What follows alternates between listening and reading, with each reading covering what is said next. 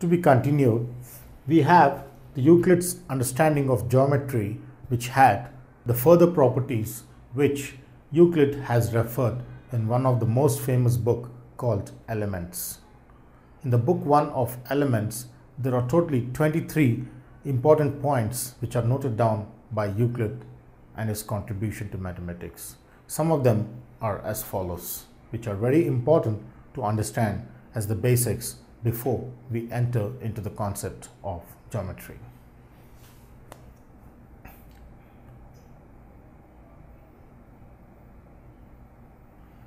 And the first property is that a point has no part. As you take a pen, it has a part because this is the piece of the pen. This is the piece of the marker pen. It has a part. This is the piece of the cap which has its own part.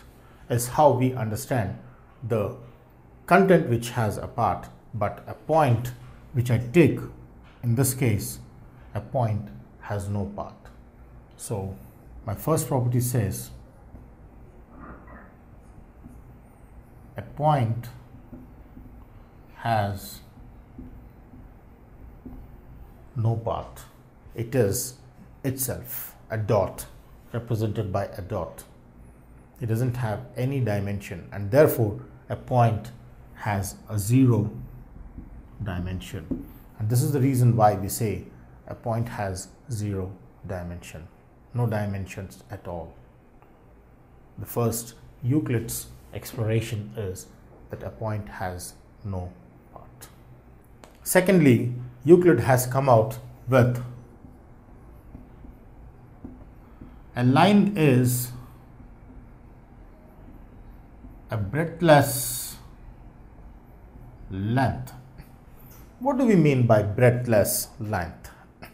For example, I take a rectangle. This is the length and this is the breadth. Now, this cannot be a line. It is a rectangle, which is a surface. So this becomes a line when the breadth is 0, that is, it is breathless.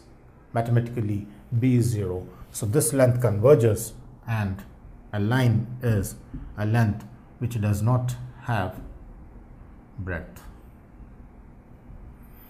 This is a line because it has breathless length. It has L, but it does not have B. This has L and this has B, so it is not a line. This is a line. According to Euclid, a line is a breathless length. Now the third exploration of Euclid in reference to geometry is that a line has the two ends of a line are points. This has been the great invention during those times where a line, imagine I take a line L, the end points of the line are points. Say I take P and Q. Euclid says the end points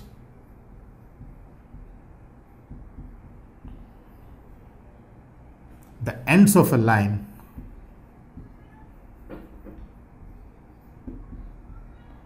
are points, is how Euclid has come to the conclusion.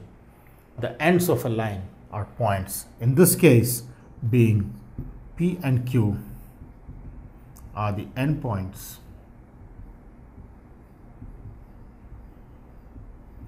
of the line.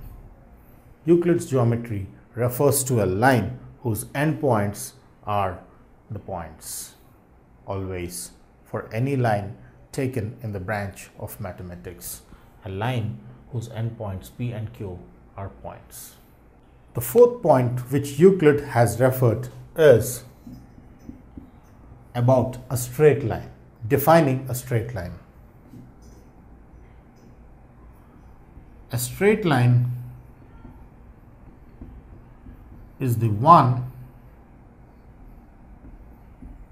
which is evenly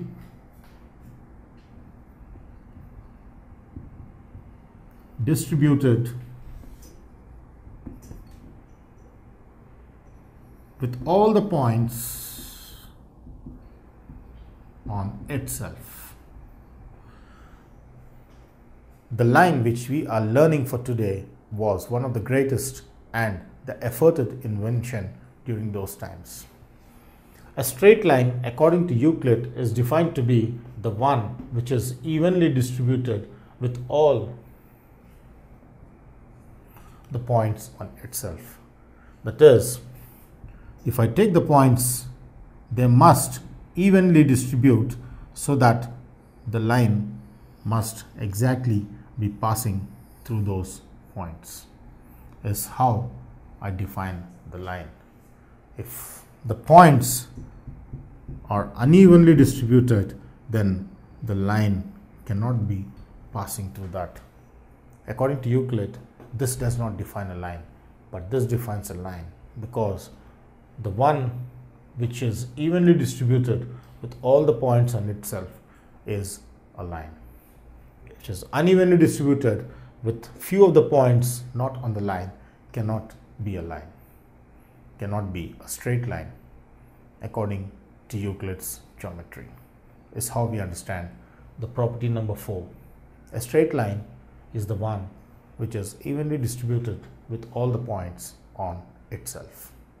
Now the fifth efforted principle of Euclid in its book of elements is that a surface is the one which has length and breadth only.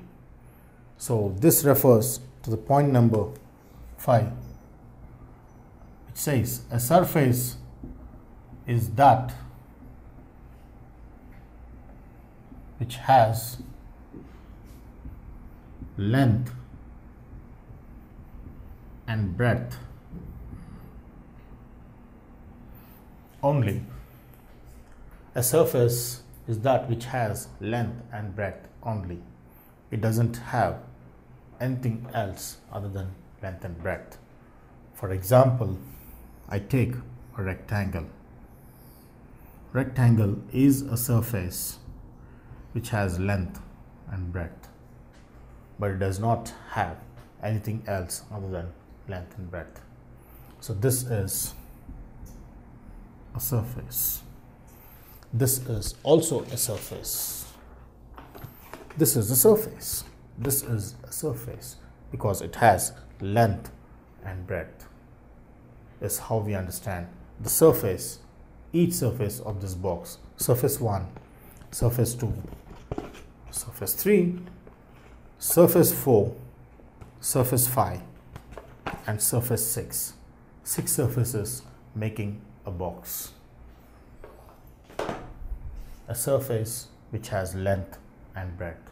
A line which has length but does not have breadth. A line is a breadthless length, is how we understand the difference between the surface and the line. And the last property which we are going to study in understanding of Euclid's geometry is the 6th property, which says about the plane surface. According to Euclid, a plane surface is the surface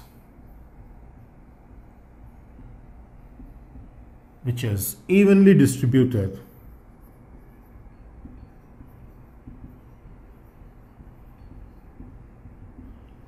and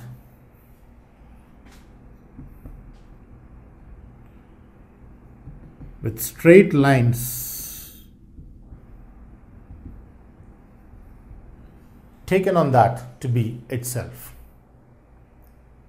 So with the straight lines on itself is how we understand the plane surface. For example, I take this. This clearly is a plane surface because it is plane in our understanding. But according to Euclid, mathematically, a plane surface is the surface which is evenly distributed with no ups and downs, but plane and flat and with straight lines on itself. If I take any two straight lines, they will be on the plane, but they will not move away from. All the complete straight line must lie on the plane surface. If it was a bulged surface, for example, I take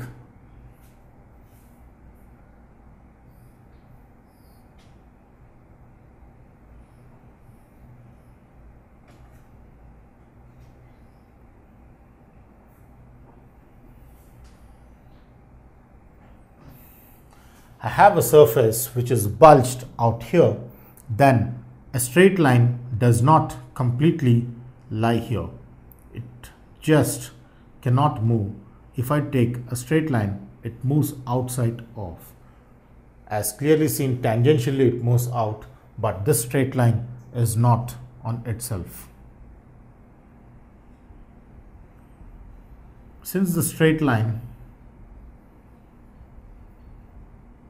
drawn on the surface of this particular diagram, the straight line drawn on the surface, on this surface, does not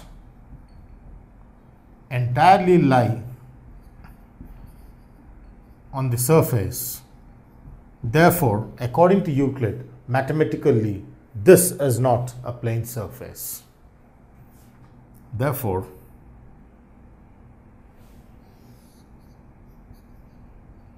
this is not a plane surface, is how we understand the concept.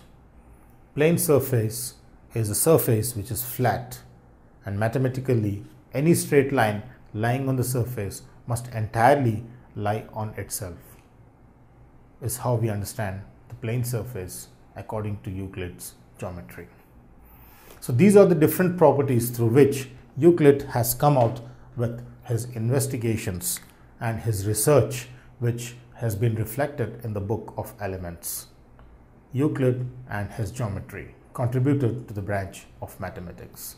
If you like this video, please give a thumbs up. Please subscribe to our channel to get more videos on CBSE syllabus.